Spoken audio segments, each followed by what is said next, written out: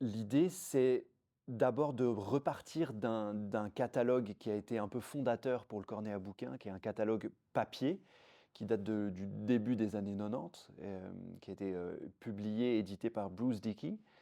Hem et ce catalogue reprend en tout cas au moment de la publication, l'intégralité des sources musicales, qu'elles soient imprimées ou manuscrites, qui sont spécifiquement dédiées au cornet à bouquin. Dans ce début du projet de recherche, j'ai fait une sorte de recherche sur les autres bases de données qui peuvent nous aider à former une sorte d'interface bien équipée pour nos besoins.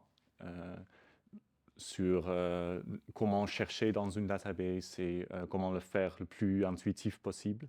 On s'est évidemment, tourné vers le RISM, Répertoire international des sources musicales.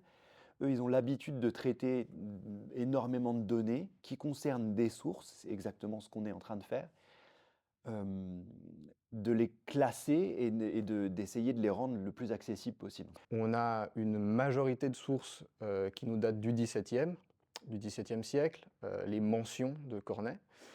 Une petite partie qui voudrait environ à 15% qui daterait du XVIIIe siècle, plus tardive.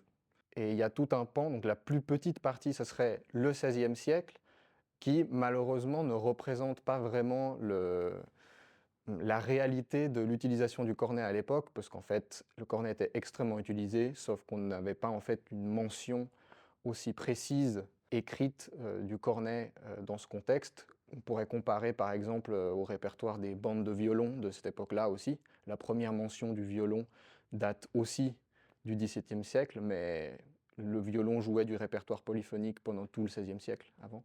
On a des instruments qui sont conservés dans des musées d'un côté, des sources, de la musique, des manuscrits, des imprimés qui sont conservés de l'autre côté, dans les bibliothèques. Mais disons d'être capable de savoir sur quel instrument jouer quelle musique, c'est encore un territoire absolument inconnu. L'idée, c'est vraiment de stimuler les facteurs d'instruments, les instrumentistes, les ensembles de manière générale à utiliser le bon outil pour la bonne musique.